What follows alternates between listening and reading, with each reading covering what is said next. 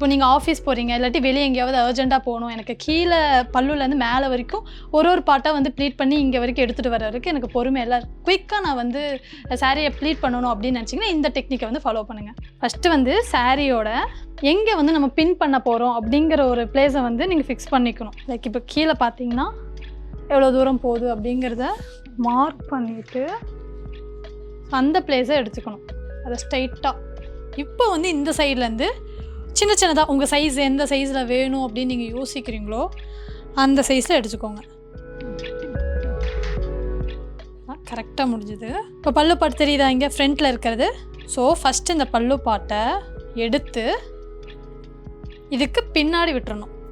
விட்டுட்டிங்கன்னா உதரும் போது இப்போ ஆல்ரெடி நம்ம இங்கே பிடிச்சிருக்கோம் இல்லையா அந்த ப்ளீட்டு, அதுக்கு கீழே இருக்கிறதெல்லாம் அப்படியே தெரியும்.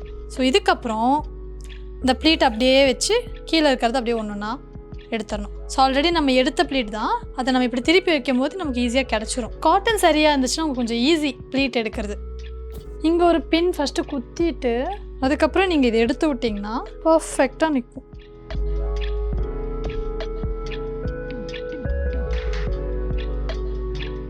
ஸோ இப்போ எப்படி நீட்டாக வந்து பின்னாடி இந்த மாதிரி வெளியே வராமையும் ஈஸியாக பண்ணுற மாதிரி இருக்குது. இது வந்து நீங்கள் அவசரத்துக்கு, அதாவது கீழேருந்து என்னால் ப்ளீட் மேலே வரைக்கும் எடுக்க முடியாது, எனக்கு அவசரமாக இருக்குது வெளியே போகணும் அப்படிங்கும்போது ஈஸியாக நீங்கள் ஒரு 2 to 3 மினிட்ஸில் வந்து இதை ஈஸியாக எடுத்துக்கலாம்.